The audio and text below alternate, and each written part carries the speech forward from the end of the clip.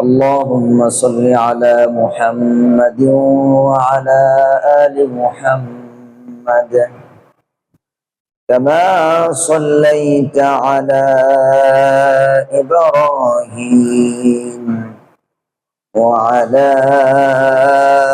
آل إبراهيم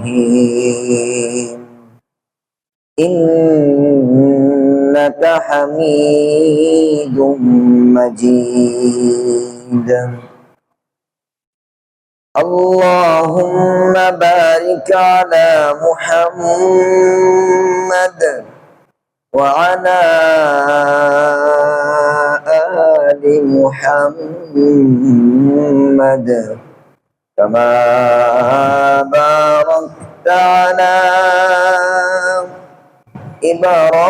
إبراهيم وعلى آل إبراهيم إنك حميد مجيد.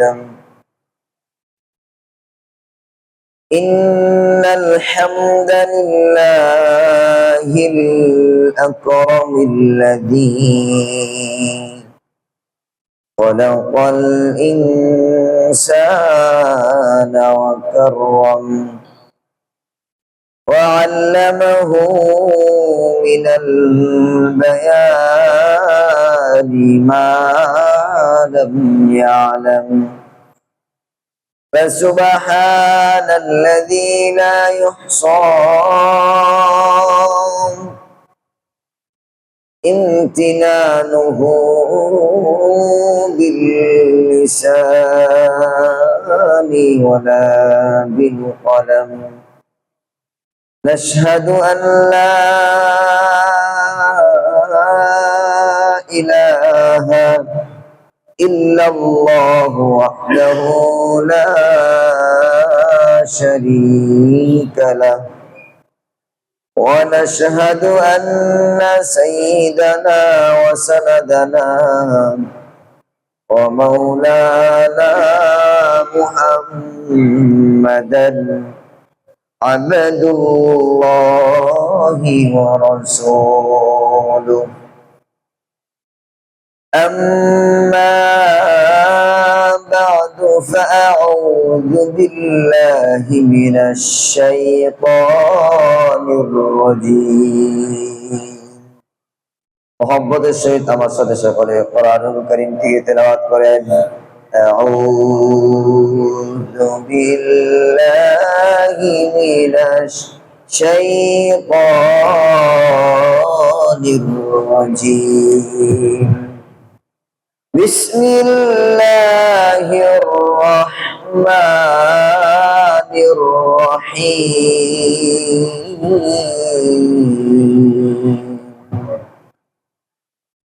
إن عدة الشهور عند الله 12 شهرا في كتاب الله يوم خلق السماوات والأرض منها 4 حرم ذلك الدين القيم فلا تظلموا فيهن أنفسكم وقاتلوا المشركين كافة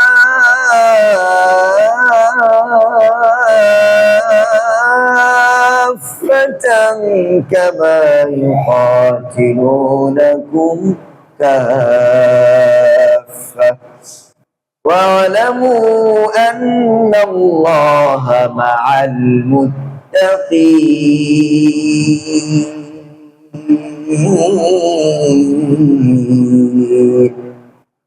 صدق الله المولانا العظيم وصدق رسوله النبي الحبيب الكريم ونحن على ذلك لمن الشاهدين والشاكرين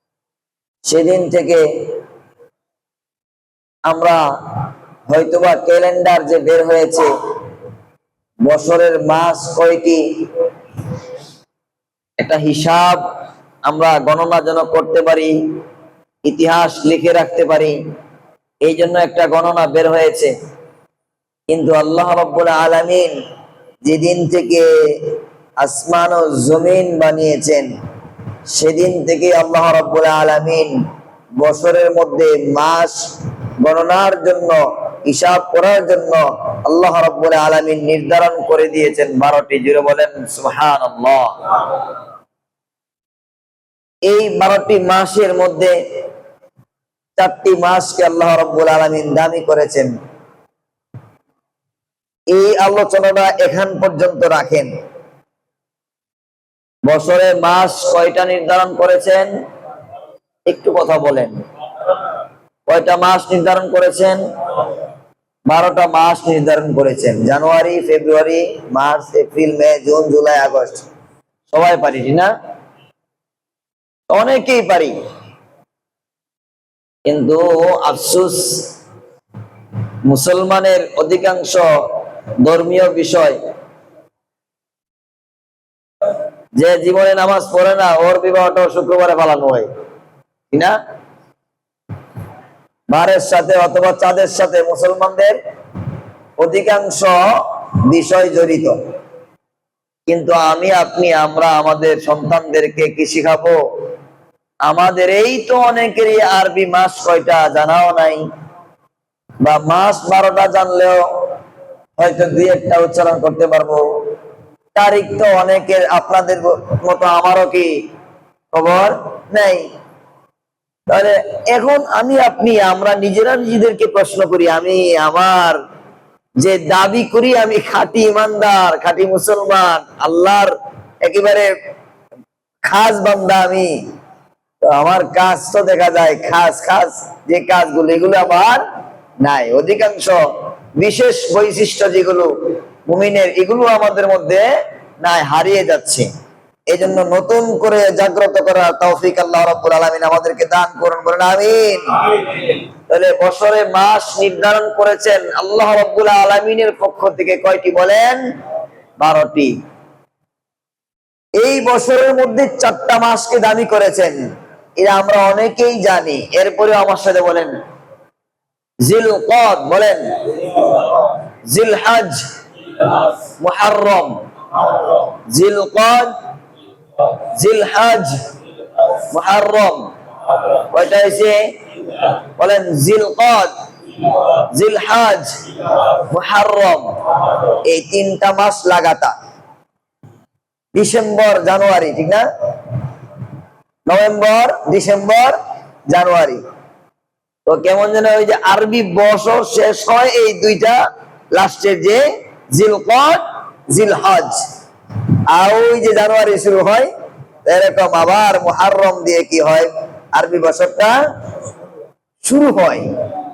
শুরু আলোচনা বুঝবেন, খেয়াল করবেন, ভূমিকা লম্বা না করে মানে সোজা আলোচনা যাইতে চাই।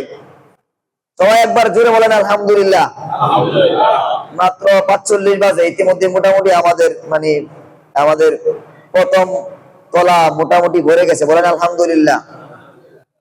এখন এই 12টা মাস থেকে 4টা মাস দামি, জিলকদ, জিলহজ, মুহররম, আরেকটা হলো রজব। কি? আরেকটা মাঝখানে। এখান পর্যন্ত আমরা আলোচনা রাখি। আল্লাহ রাব্বুল আলামিন দেখেন বান্দাকে কি পরিমাণ মায়া করেন। আমি আপনাদেরকে, সন্তানদেরকে দিয়ে বুঝাই, যারা আব্বা আছেন হাতুরান, বাবা হয়েছেন আলহামদুলিল্লাহ বলেন। সন্তানের ভালোর জন্য আব্বা একটা ওসিয়ত করে, নসিহত করে, বুঝায় দেয়। যখন এটা না করে আবার বলে, এই সময় করো, এই সময় করো, এবার না পারলে ওইবার করো, এবার পারো না ওইবার করো, এভাবে করো। একের পরে এক সন্তানকে বাঁচানোর জন্য, এগিয়ে নেওয়ার জন্য, সফলতার জন্য একটার পর একটা ফর্মুলা দেয়, যেন সন্তান সফল হইতে পারে। সন্তান কি কেউ বানাইছি? বলেন, এমন কেউ আছে যে আমার সন্তানকে আমি বানাইছি নিজ হাতে? একটা মোবাইল আমরা কিনি, এটা নিজে কিনি টাকা দিয়া, কিন্তু বানাই না। এরপরে কেউ হাত দিলে মেজাজ খারাপ হয়ে যায় কিনা বলেন? সন্তান তো আরো আদরের, হয়তো জন্ম দিছি আমি, তার সাথে আমার কষ্ট অনেক মানে জড়িত, লালন পালনের দায়িত্ব আমার হাতে, এই জন্য মায়াটা এতটুক। তো তাম পৃথিবীতে যত মায়া আছে, আল্লাহ রাব্বুল আলামিন তাম পৃথিবীর সমস্ত মায়া মানে কেমন যেন আল্লাহ রাইখা দিছে 1% শুধু। সারা পৃথিবীর মানুষকে বোঝানোর জন্য বলা হয় যে 1% আল্লাহ সারা পৃথিবীর সমস্ত কুল মাখলুকের মধ্যে দিয়েছেন। জোরে বলেন আল্লাহু আকবার। এই 1% পায়াই দেখেন কত মায়া। হ্যাঁ, আল্লাহ রাব্বুল আলামিন বান্দাকে জানে। ওই যে আমাদের নবীজি মুহাম্মদুর রাসূলুল্লাহ সাল্লাল্লাহু আলাইহি ওয়াসাল্লামকে মেরাজে নিয়ে যাওয়ার পরে নামাজ দিয়েছেন, কত খুশি মনে নামাজ নিয়ে আসতেছে, 50 ওয়াক্ত নামাজ। হযরতে মুসা আলাইহিস সালাম বললেন, আপনি যে আনন্দ আর খুশি নিয়ে চাইতেছেন, এতগুলো নামাজ আপনার উম্মত পালন করতে পারবে না। এরা শেষ জামানায় থাকবে, কষ্ট হবে, বিভিন্ন ব্যস্ততার মধ্যে থাকবে, একটু কমায় নিয়ে আসেন। ওই আলোচনায় যাওয়ার মতো সুযোগ নাই। একবার, দুইবার, তিনবার, চারবার, 9বার, বারবার যাওয়ার পরে আল্লাহ রাব্বুল আলামিন বললেন, যান, 5 ওয়াক্ত ফাইনাল। এবারে এই 5 ওয়াক্ত যদি কেউ আদায় করে, আল্লাহ রাব্বুল আলামিন বলেন, দেওয়ার মালিক আমি আল্লাহ, আমি 50 ওয়াক্তের সওয়াব দিয়ে দিব। বলেন সুবহানাল্লাহ। এবারে একটু বুঝেন, 5 ওয়াক্ত ইবাদতকে আল্লাহ রাব্বুল আলামিন কিভাবে সাজাইলেন। সকালবেলা একেবারে ভোরবেলা শুধু কোরআন হাদিস রিসার্চ করে না, পৃথিবীর যত বড় গবেষণাবিদ গবেষণা করেন, ডাক্তার, ডক্টর, ইঞ্জিনিয়ার, যে লাইনে আছেন, সকলের গবেষণা হলো যত আগে আগে ঘুম থেকে ওঠা হয় এবং দিনের কার্যক্রম শুরু করা হয়, তার শরীর সুস্থ থাকে, তার শরীরে কোনো জীবাণু মানে অসুস্থতা আক্রমণ করতে পারে না, এবং তার সফলতা তত বেশি হয়। যারা বলেন সুবহানাল্লাহ। আল্লাহ রাব্বুল আলামিন বান্দার কি পরিমাণ ভালোবাসেন, সেই আল্লাহ রাব্বুল আলামিন কি পৃথিবীর মানুষের এই রিসার্চ, যিনি মানুষকে বানিয়েছেন, তারাই বলে যে আগে আগে উঠলে, দিন শুরু করলে তার জীবনটা সফল হয় বেশি।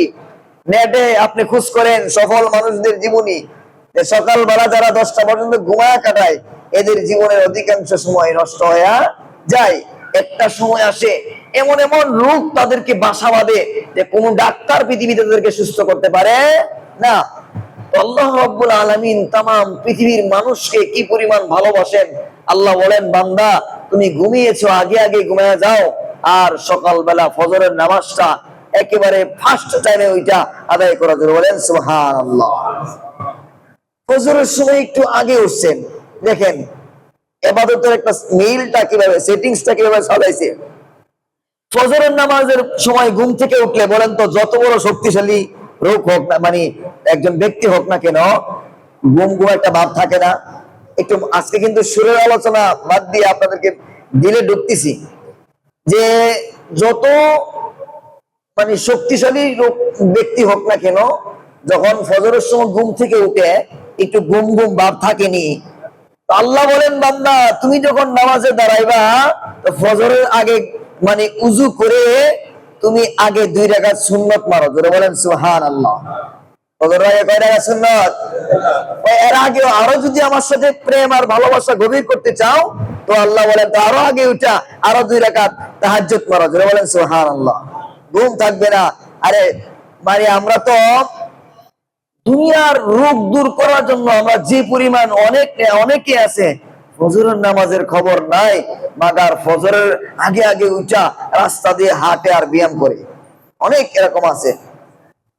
কেন? ডাক্তার বলছে যে এই ব্যায়াম যদি না করেন আপনি বাঁচবেন না। এখনকার ডাক্তার সবাই কথা বলে যে যে ব্যক্তি 5 ওয়াক্ত নামাজ পড়ে, তার আলাদা কোনো ব্যায়ামের প্রয়োজন নাই, যদি করে তো আলহামদুলিল্লাহ। আপনি ঘুম থেকে উঠা ঘুমটা কাটানোর জন্য মোটামুটি ঘুম ঘুম ভাবটা দূর হয়ে আল্লাহু আকবার, এবার ফরজ নামাজ। বান্দা যখন নামাজে দাঁড়ায়া আল্লাহু আকবার বলে পড়া শুরু করে দেই, আলহামদুলিল্লাহি রাব্বিল আলামিন, পড়া নামার সাথে আলহামদুলিল্লাহি রাব্বিল আলামিন।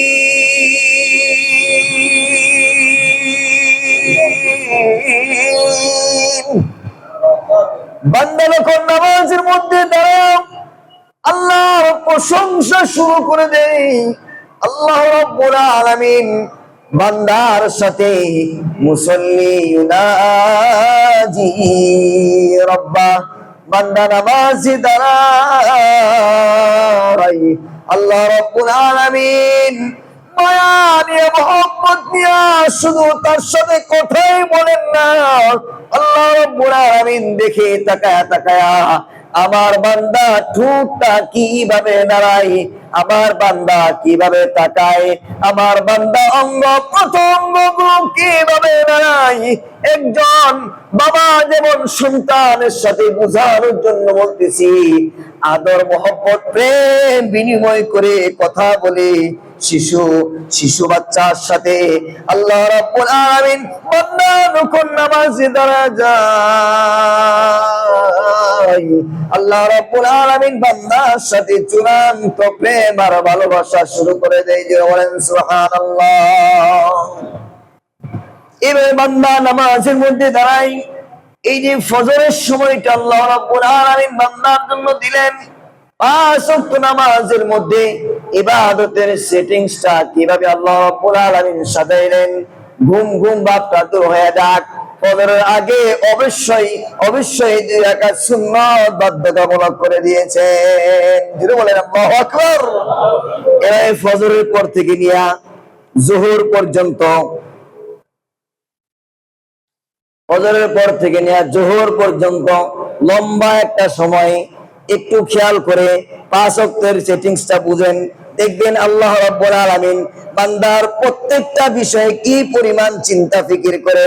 মানে আল্লাহ রাব্বুল আলামিন এমনি এমনি দিয়া দেয় নাই, আল্লাহ জানে বান্দার জন্য কোনটা সম্ভব কোনটা অসম্ভব। এই জন্য আল্লাহ রাব্বুল আলামিন কোরআনুল কারীমের সূরাতুল বাকারায় আল্লাহ রাব্বুল আলামিন শেষ দিক দিয়ে আরো কয়েকটা পারায় আল্লাহ রাব্বুল আলামিন বলেন, লা ইউকাল্লিফুল্লাহু নাফসান ইল্লা উসআহা। বলেন আল্লাহু আকবার। আল্লাহ বলেন, বান্দা যেটা তুমি পারবে না আমি আল্লাহ রাব্বুল আলামিন কখনো এটা তোমার উপরে চাপায়া দেই না। এই যে ফজর পড়লেন, ফজর পড়ার পরে আল্লাহ রাব্বুল আলামিন লম্বা একটা গ্যাপ কেন দিলেন? বান্দা فإذا قضيت الصلاة فانتشروا في الأرض وابتغوا من فضل الله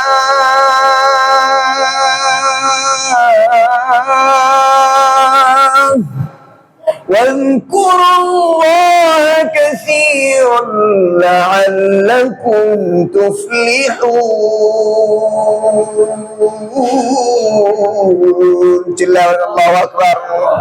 আল্লাহ রাব্বুল আলামিন বলেন, এই যে বান্দা ফজর নামাজ আদায় করেছো, ফজর থেকে নিয়া কেউ যদি তার দুনিয়ার জন্য, সন্তানের জন্য, ব্যবসার জন্য, চাকরি বাকরির জন্য, অফিস আদালতের জন্য, গার্মেন্টসের জন্য যে যে সেক্টরে যায় ওই সেক্টরে দায়িত্ব পালন করে যোহর পর্যন্ত মনোযোগ সহকারে কাজ করে, আল্লাহ বলেন এই কাজ তুমি করলা কিন্তু আমি আল্লাহ রাব্বুল আলামিন তোমার প্রতি রাজি আর খুশি হইয়া গেলাম। যে বলেন সুবহানাল্লাহ।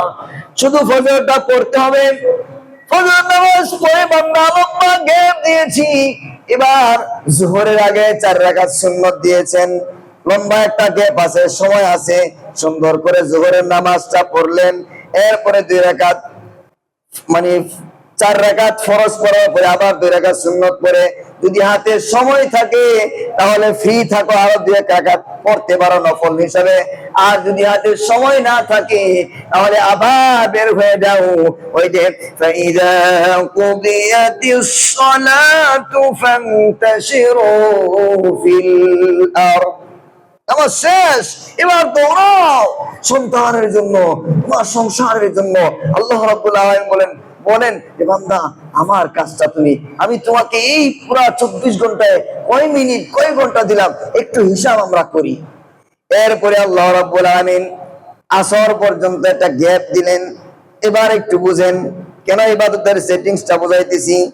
আসরের সময় দেখবেন বিকাল বেলা কাজের একটা জোশ ওঠে কিনা বলেন, অনেক চাপ থাকে কাজের। আমরা ছোট সময়ে ক্ষেত লাগাইতাম, ধান ক্ষেত লাগাইছেন কে কে? লাগানোর সময় দেখবেন সকালবেলা কাজে অনেক আগাই, একবারে ফজরের পর পর খেতে। আমরা তো অনেক কৃষক ছিল, মানে এখনো আছে গ্রাম অঞ্চলে যারা সকালবেলা ফজরের পর পর আগে আগে, মানে যে কার আগে খেতে যাইতে পারে। সকাল 10টায় যে কাজ করা হয় সারা দিনে কাজ করা হয় না। আবার সন্ধ্যার দিক দিয়ে কাজের এমন একটা চাপ হয়, আবার মজাও লাগে, কাজের মধ্যে বরকত হয়। এই জন্য আল্লাহ রাব্বুল আলামিন বলেন যোহর থেকে নিয়ে আসর পর্যন্ত বান্দা একটা গ্যাপ দিয়েছি, কিন্তু আসরের সময় এই সব কিতাব গুছায়া বান্দা আবার বাড়ির দিকে আসতে হয়। অফিস 6টায় বন্ধ হয়, কারো 7টায় বন্ধ হয়, কারো আর একটু আগে পরে হয়। বাকি স্বাভাবিক নিয়ম হলো সন্ধ্যার আগে আগে সবাই বাসায় ফিরতে চায়, ঠিক কিনা বলেন? এই জন্য আল্লাহ রাব্বুল আলামিন বলেন বান্দা আসরের আগেও সুন্নত আমি বাধ্যতামূলক করি নাই, আসরের পরেও সুন্নত বাধ্যতামূলক করি নাই। চিল্লায়া বলেন না আল্লাহু আকবার।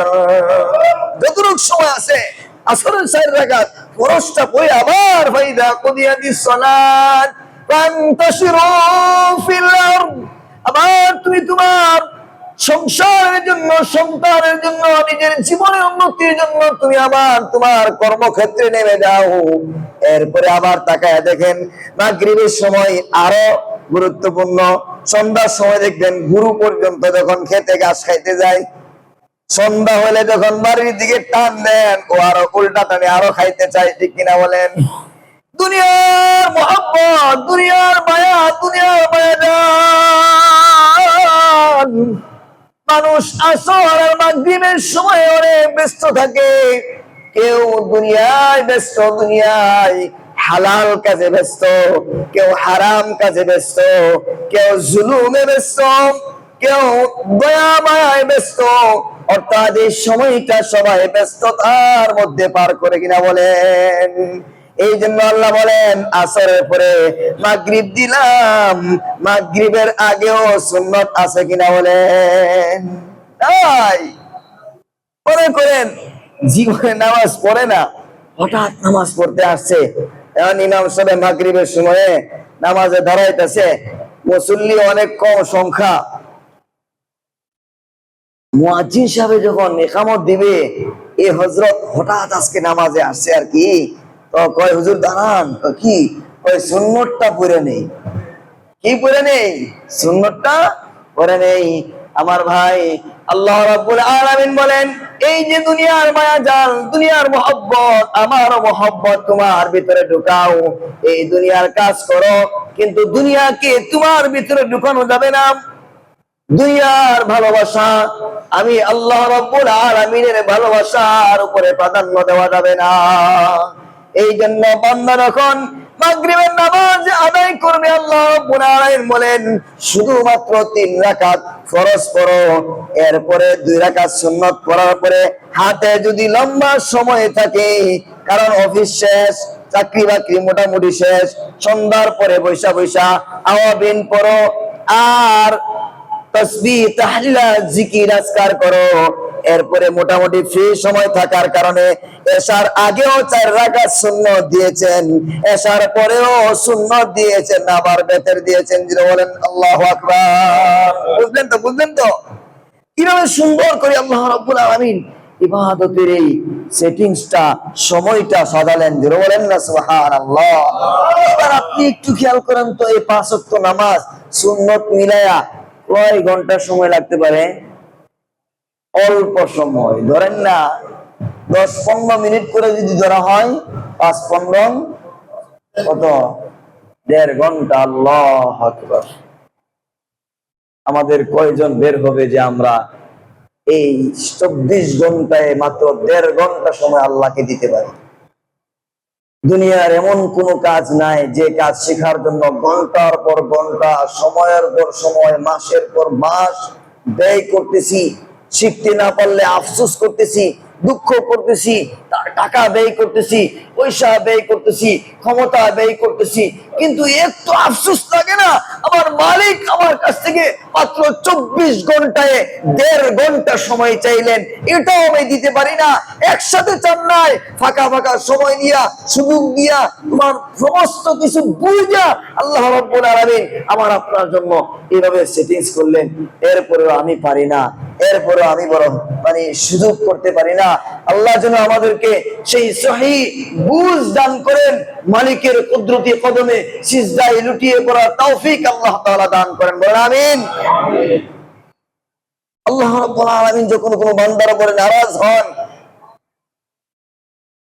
তার কাছ থেকে ক্ষমতা কেড়ে নেন না, তার কাছ থেকে টাকা কেড়ে নেন না, তার কাছ থেকে বাহাদুরি কেড়ে নেন না, তার কাছ থেকে দুনিয়ার অনেক চাকচিক্য যেগুলো আমাদের চোখে পড়ে এগুলো আল্লাহ কেড়ে নেন না। আমাদের মনে হয় হয়তোবা সে কত শাহী বালাখানায়, শাহী বিছানায় ঘুমায়, এক একটা বাজারও গাড়িতে চলে, কত আরাম শান শৌকতে চলে। এইগুলো দেখা, দুনিয়ার সম্পদ দেখা আমাদের মনে হইতে পারে যে আল্লাহ হয়তোবা তার প্রতি খুশি আছে।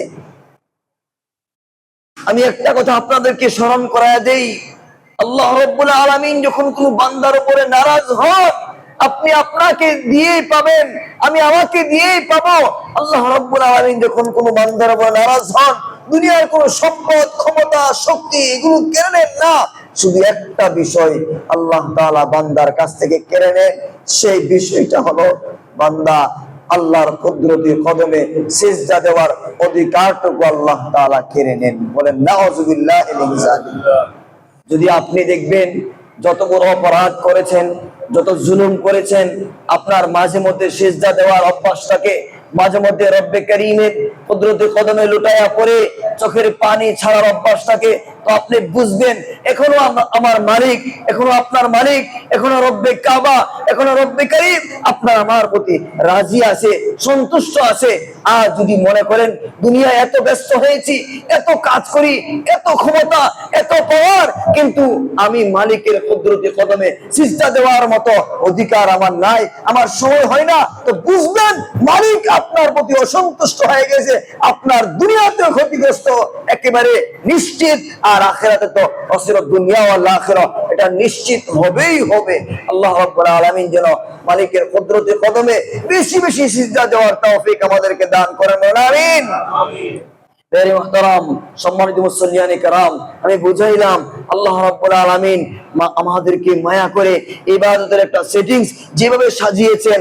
আল্লাহ রাব্বুল আলামিন যেদিন থেকে আসমান ও জমিন বানিয়েছেন, এবার আলোচনায় আসেন, ইন্না ইদ্দাতাশ শুহুরি ইনদাল্লাহি 12 শাহরান ফি কিতাবিল্লাহি ইয়াওমা খালাকাস সামাওয়াতি ওয়াল আরদা মিনহা আরবাআতুন হুরুম। আল্লাহ রাব্বুল আলামিন বলেন, যেদিন থেকে আমি আসমান ও জমিন বানিয়েছি সেদিন থেকে মাস বছরে 12টি নির্ধারণ করেছি। যারা বলেন সুবহানাল্লাহ। এই 12টি মাসের মধ্য থেকে 4টি মাসকে আমি আল্লাহ রাব্বুল আলামিন সম্মানিত দামি বানিয়েছি। জিলকাদ, জিলহাদ, মুহররম আর রজব।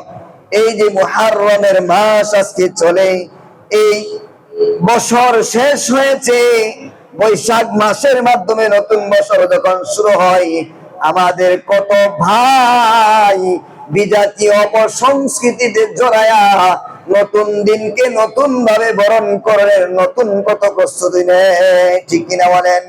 কিন্তু আমার ভাই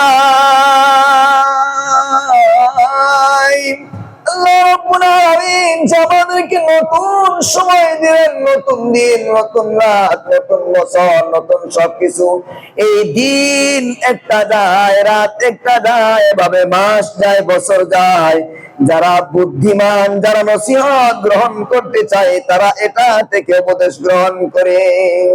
وهو الذي جعل الليل والنهار خلفة لمن أراد أن يذكر أو أراد شكورا।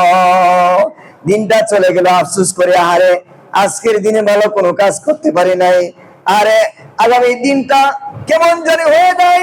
এই জন্য নিজেকে কন্ট্রোল করে লজ্জিত হয়, তওবা করে সামনের দিনটাকে সুন্দর করার চেষ্টা করে, ঠিক কিনা বলেন? এই জন্য আল্লাহ রাব্বুল আলামিন এই যে মুহররমের মাস দিয়েছেন, এর আগের মাস কি ছিল বলেন? জিলহজ। এই জিলহজ মাসটাও দামি ছিল কিনা বলেন? তার মানে আমি আপনাদেরকে যে ওয়াজ করি একের পরে এক, একের পরে এক, এর আগে ছিল রমজান মাস, জিলহজের আগে আরো 2 মাস আগে ধরেন না রমজান, শাওয়াল, জিলকদ, জিলহজ, ধরেন না মাঝখানে 2-3 মাসের একটা গ্যাপ ছিল। রমজানে পারো নাই বান্দা, এবার জিলহজে তুমি অন্তত পক্ষে আমি আল্লাহর কাছে মাফ চাও, আমি আল্লাহ তোমাকে মাফ করে দিতে প্রস্তুত। বলেন সুবহানাল্লাহ।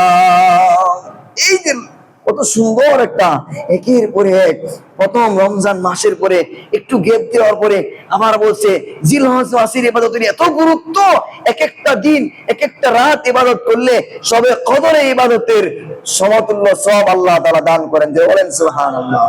এবার এটাও ফেল করছি, ধরেন জিলহজেও পারলাম না, এবার আল্লাহ বলেন মুহররমে আসো। মুহররম শুরু হয়ে গেছে, এই জিলহজের পিছনের হায়াতের কথা মনে করে স্মরণ করে আমার কাছে কাঁদো, কেন এই মাসটাও আমার কাছে অনেক দামি।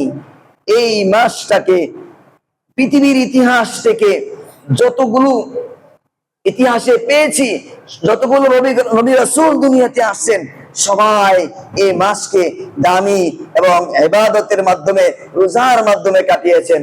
এই জন্য আমাদের এই দামি মাসটাকে ইবাদতের মাধ্যমে কাটাতে হবে, রোজার মাধ্যমে কাটাতে হবে।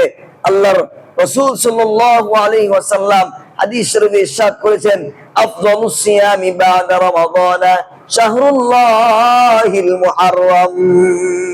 রমজান মাসের পরে সবচেয়ে দামি রোজা, সবচেয়ে গুরুত্বপূর্ণ রোজা হলো শাহরুল্লাহিল মুহররম, মুহররম মাসের রোজা। একটা হলো মুহররম মাসের পুরা মাসটাই কি করা, যার যেভাবে সুযোগ হয় মাঝে মধ্যে রোজা সিয়াম সাধনা করে জিকির আজকার ইবাদতের মাধ্যমে কাটানো। আরেকটা হলো এই মুহররমের মাসে একটা বিশেষ দিন আছে, সেটা হলো 10-এ মুহররম। বলেন কে মুহররম? 10-এ মুহররম। এই 10-এ মুহররমের আলাদা রোজা রাখা। এই রোজাটা ইতিহাসটা অনেক আগ থেকেই, রমজানের রোজা ফরজ হওয়ার আগেই আশুরার রোজা ফরজ ছিল। আল্লাহর নবী হযরতে মূসা আলাইহিস সালাতু ওয়াস সালাম ফিরাউন বাহিনীকে, ফিরাউনকে দাওয়াত দিলেন, কিন্তু দাওয়াত গ্রহণ করলো না। একের পর এক অত্যাচার জুলুম চালায় গেল। আল্লাহ রাব্বুল আলামিন বলেন, ও মূসা, তুমি হিজরত করে এই দেশ থেকে এখান থেকে ওখানে চলে যাও। হযরতে মূসা আলাইহিস সালাম হিজরত শুরু করলেন। পিছন দিকে তাকায় দেখে পিছনে ফিরাউনের বাহিনী, সামনে সমুদ্র। এবার হযরতে মূসা আলাইহিস সালামের সাথে যে সাথী সঙ্গী গুলো ছিল, তারা বলে উঠলো, এখন তো আমাদের আর রক্ষা নাই, সামনে পানি, পিছনে ফিরাউনের বাহিনী, আমরা তো এখন বড় অসহায়, আমাদের মৃত্যু ছাড়া কোনো পথ নাই। কিন্তু আল্লাহর নবী মূসা আলাইহিস সালাম বলেন, কাল্লা ইন্না মাইয়া রাব্বি সায়াহদিন। পক্ষ কখনোই না। আমার সাথে আমার মালিক আছে, আমার মালিক রব্বে কারীম আমাদেরকে পথ দেখাবে। যারা বলেন সুবহানাল্লাহ। আল্লাহ রাব্বুল আলামিনের পরে অটল অবিচল, আল্লাহ উপরে আস্থা অবিচল যাদের ছিল, ইব্রাহিম আলাইহিস সালামের দিকে তাকায় দেখেন আগুনে পড়ার আগে তিনি কখনোই জানতেন না আগুন তার একটা পশম পর্যন্ত জ্বালাইতে পারবে না। হযরত ইউসুফ আলাইহিস সালামের দিকে তাকায় দেখেন জুলাইখা যখন তাকে বন্দী করেছিল নিজের ঈমান বাঁচাতে, হযরত ইউসুফ আলাইহিস সালাম এই কথা জানতেন না। দৌড় শুরু করার আগে বিন্দুমাত্র তার ভিতরে এই খেয়াল ছিল না যে তাকে বাঁচানোর জন্য আল্লাহ রাব্বুল আলামিন সবগুলো থালা টাস ঠাস করে খুলে দিবে। হযরত আইয়ুব আলাইহিস সালাম এই কথা জানতেন না পোকায় খেয়ে পড়া শরীর আবার স্বাভাবিক হয়ে যাবে, সুস্থ হয়ে যাবে। হযরত ইসমাঈল আলাইহিস সালাম এই কথা জানতেন না যে ছুরির আঘাতে একটা পশম পর্যন্ত তার গলা থেকে কাটা যাবে না। জোরে বলেন আল্লাহু আকবার। হযরত ইউনূস আলাইহিস সালাম এই কথা জানতেন না যে মাছের পেটে থাকা ইউনূস আলাইহিস সালাম মাছ তাকে হজম করতে না পেরে আবার তাকে সমুদ্রের তীরে নিক্ষেপ করবে। জোরে বলেন আল্লাহু আকবার।